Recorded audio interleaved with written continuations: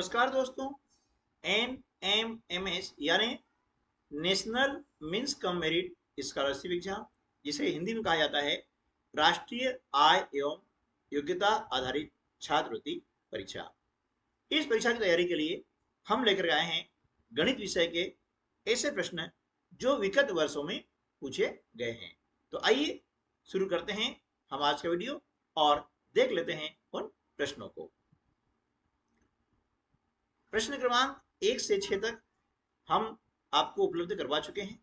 उसका वीडियो यदि आपने नहीं देखा है तो उसकी लिंक इस वीडियो के डिस्क्रिप्शन बॉक्स में दी गई है, वहां से आप उन्हें देख सकते हैं और उन प्रश्नों को सीख सकते हैं।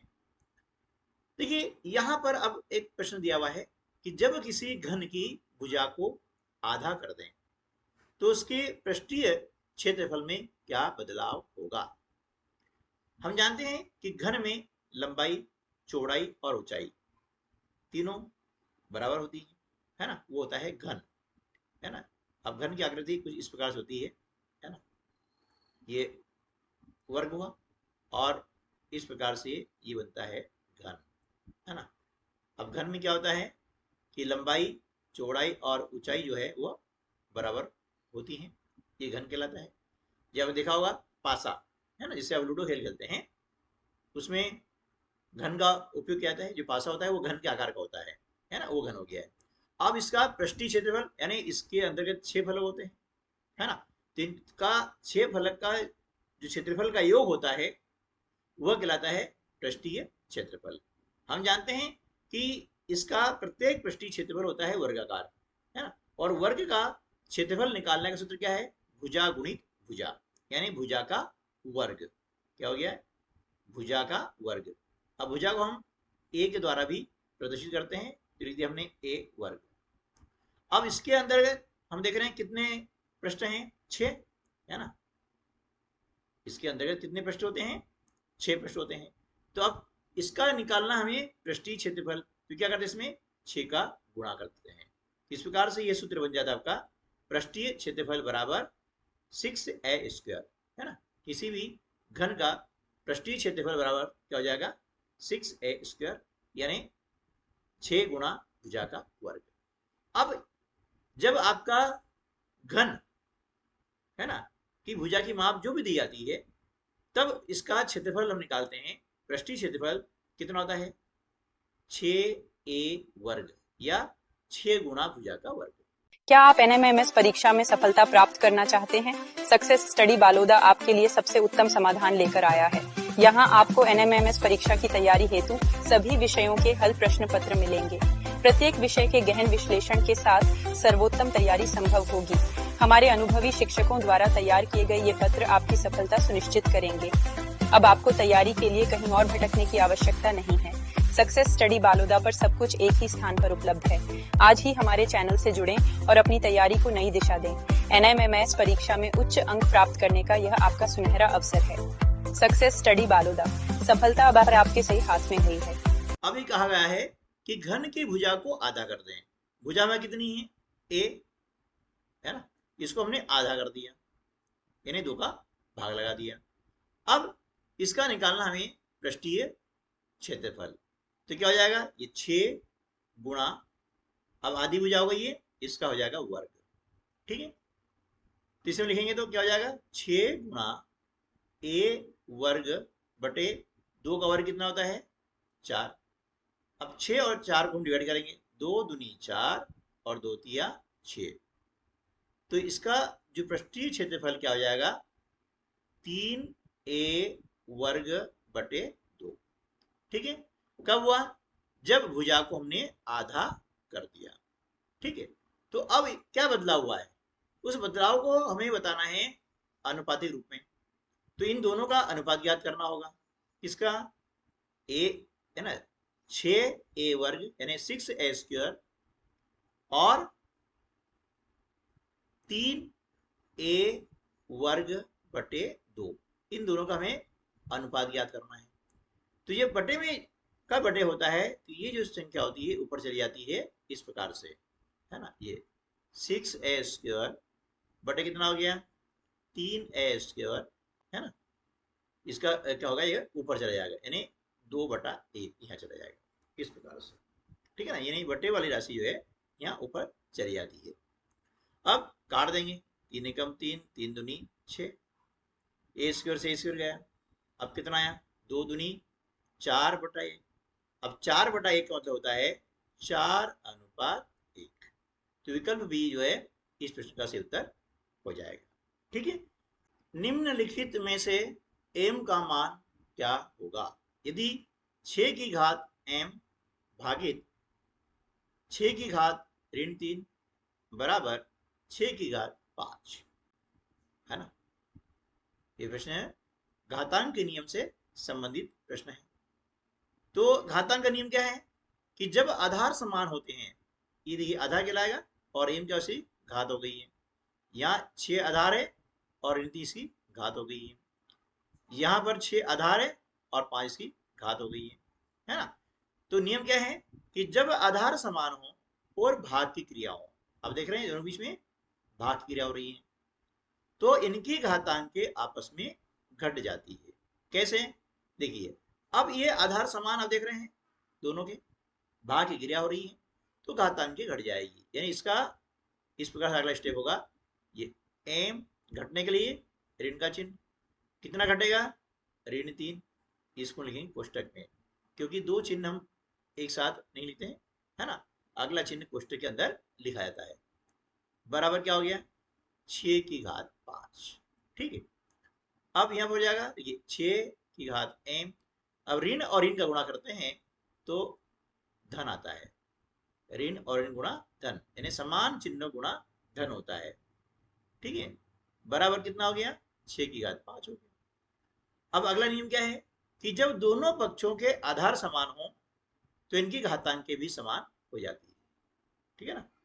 ये घातांक का नियम है कि जब दोनों पक्षों के आधार समान है, अब देख रहे हैं अभी 6 आधार है, यह आधार 6 है, तो जब दोनों पक्षों के आधार समान है तो घातांकें भी आपस में समान होगी, इसलिए यहाँ क्या हो जाएगा, m धन 3 बराबर 5, ठीक है। m का हमें मान ज्ञात करना है, तो m बराबर हो जाएगा 5 ऋण 3, तो यह धन 3 है, जब इसका हम पक्षांतर करते हैं तो धन का ऋण हो जाता है ना। पक्षांतर करने पर चिन्ह बदल जाते हैं। अब 5 में से हमने 3 को माइनस कर दिया, कितना बचा, 2 आ गया। तो यहाँ पर m का जो मान है कितना हो गया, वो 2 हो गया। तो विकल्प बी इस प्रश्न का सही उत्तर हो जाएगा। अगला प्रश्न है, यदि x और y व्युत्क्रम भिन्नता में है तब निम्नलिखित में से कौन सा सही है? 4 विकल्प आपको दिए गए हैं। तो फिर हम समझ लें इसका अर्थ क्या होता है। व्युत्क्रम भिन्नता का अर्थ होता है व्युत्क्रमानुपाती। क्या होता है, व्युत्क्रमानुपाती, यानी रेसिप्रोकल, ठीक है। इसे क्या कहेंगे, रेसिप्रोकल कहते हैं, है ना। ये होता है व्युत्क्रमानुपाती। एक दूसरा और इसका नाम है ना, प्रतिलोम अनुपाती होता है, ठीक है। तो हम यह सोचें कि व्युत्क्रम भिन्नता का अर्थ भी समझ लें कि होता है व्युत्क्रमानुपाती। अब इसमें होता क्या है, इसमें ऐसा होता है कि जब एक पद का मान बढ़ता है तो दूसरे पद का मान घट जाता है, ठीक है। एक का मान बढ़ता है तो दूसरे का मान घट जाता है। ऐसी स्थिति होती है वह कहलाती है व्युत्क्रमानुपाती। जैसे उदाहरण के लिए कि एक प्लाट है और इस प्लाट में भराव भरना है ना, और भराव भरने के लिए 4 मजदूर को 2 दिन लगते हैं। कितने दिन लगेंगे, 2 दिन लगेंगे। लेकिन हम चाहते हैं कि ये काम एक दिन में हो जाए, तो क्या करना होगा, मजदूर बढ़ाने होंगे, यानी दिनों संख्या हम कम कर रहे हैं तो मजदूर संख्या बढ़ जाएगी।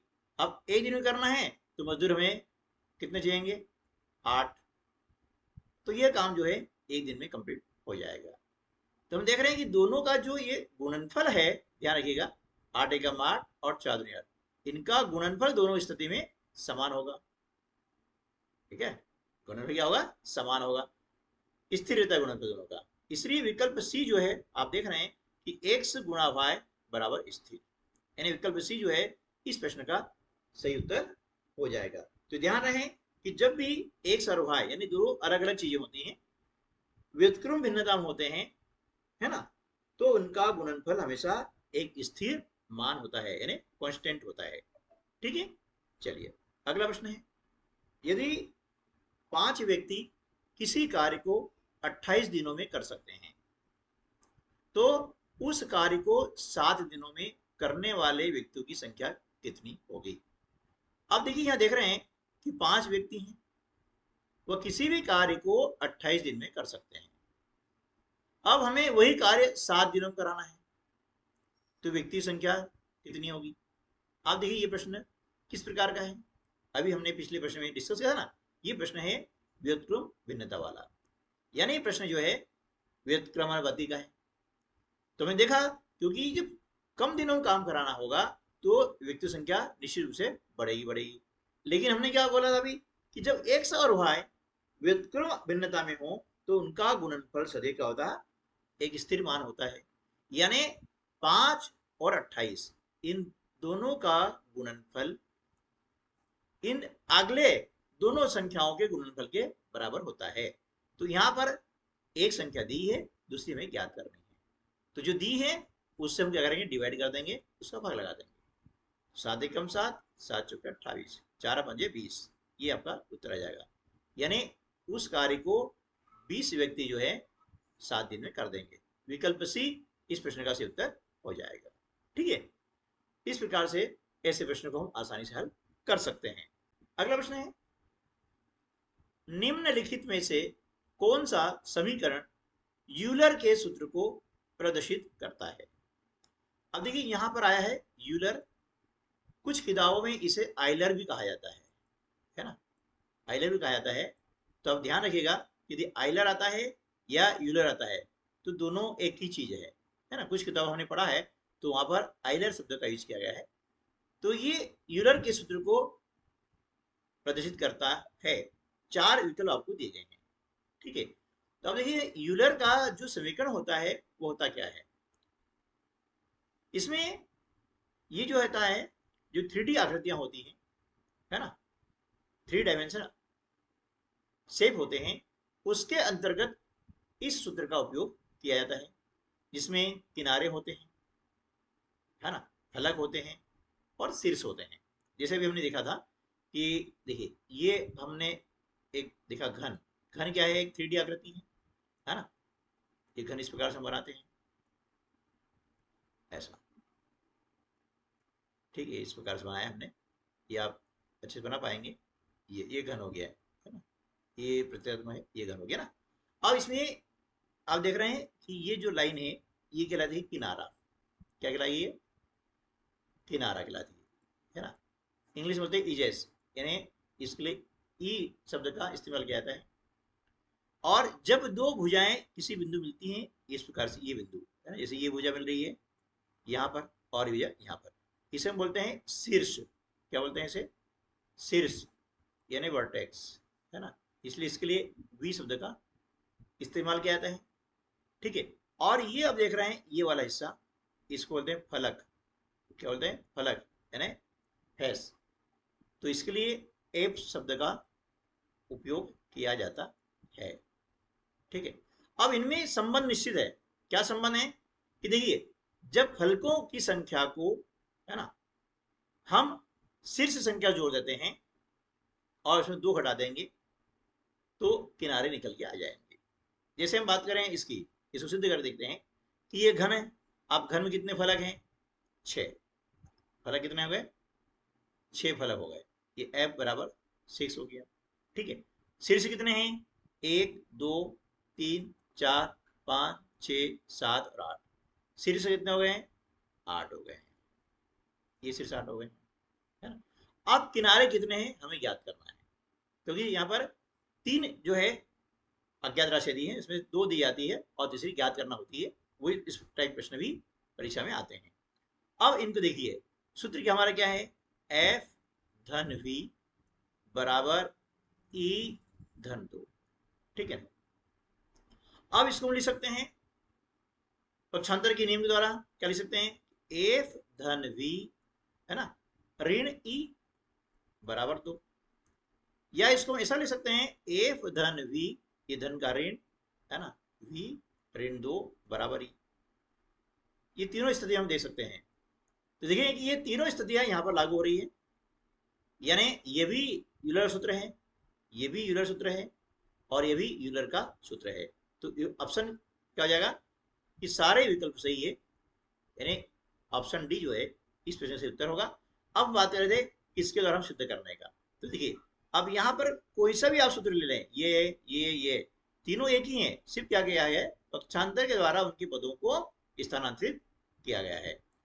देखिए एफ कितना है 6 है, वी 8 -2, अब बराबर ई कितना होगा मालूम पड़ जाएगा। तो 6 और 8 14, 14 में से हम 2 घटाते हैं कितना आता है 12, यानी यहाँ पर जो किनारे हैं कितने जाएंगे 12 किनारे हो जाएंगे। अब इसको आप देख भी सकते हैं कि 12 किनारे है या नहीं है। देखिए 4 को देखिए पहले सामने ना, 1 2 3 और 4 को यहाँ दिखाई दे रहे हैं, ये 5 6 ये 7 फिर ये 8 ये 9, यहाँ से 10 ये 11 और ये 12, ठीक है ना। इस प्रकार इसमें किनारे कितने हो गए 12 हो गए हैं। तो कोई भी सूत्र हो या कोई सर्वसमीका हो, उसके पंचांतर करने के बाद में विभिन्न उसकी स्थितियां सामने हमारे आ जाती हैं। तो ये करके आप देखें हर सूत्र को, है ना, एक सूत्र से उसके अंदर जितने भी अज्ञात पद होते हैं उतने सूत्र बन जाते हैं। इसका अभ्यास करें, सीखें, क्योंकि परीक्षाओं में इस प्रकार के प्रश्न काफी आने लगे हैं। अगला प्रश्न है 7.87 गुणा 7.87 ऋण 1.72 गुणा 1.72 बटे 6.15, इसका मान ज्ञात कीजिए।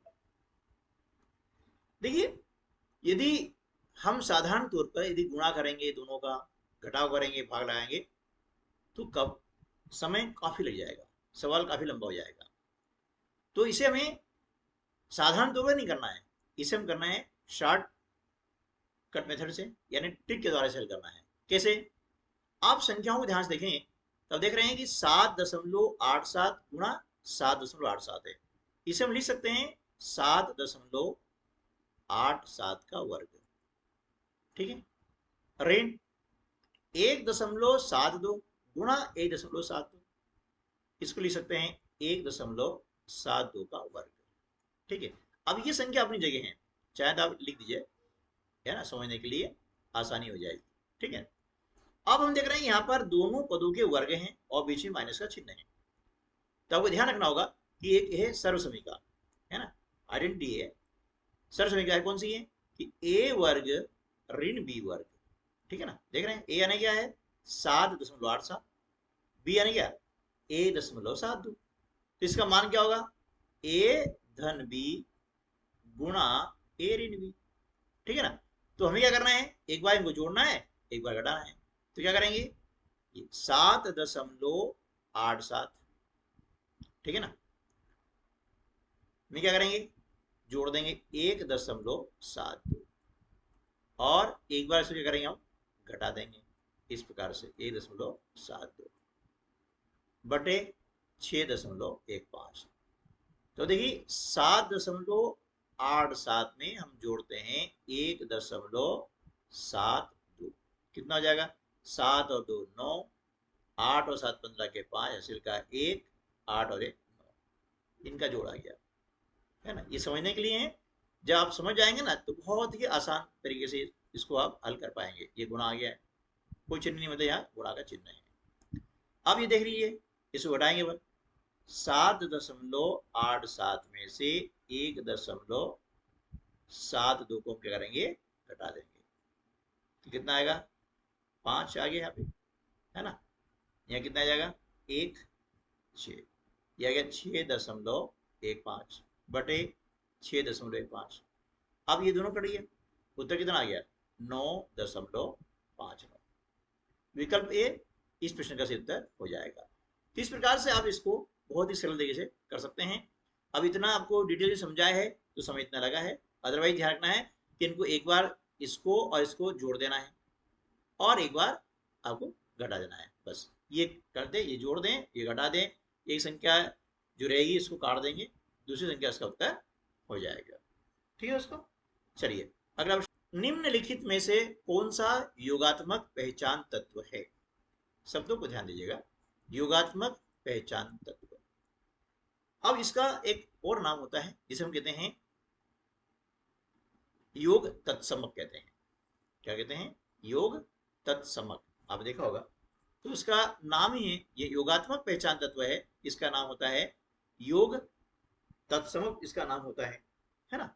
तो उसके अंदर क्या होता है कि किसी भी संख्या में ए बी सी कोई भी संख्या हो सकती है, एक से भाज्य कोई भी संख्या हो सकती है, उसमें यदि जोड़ेंगे तो उसका उत्तर वही आएगा। यानी ए में हम ऐसी संख्या कौन सी जोड़ें कि उसके उत्तर ए आए, या एक्स में ऐसी कौन सी संख्या जोड़ें कि उसका उत्तर एक्स आए, तो वह क्या आ जाएगा? शून्य।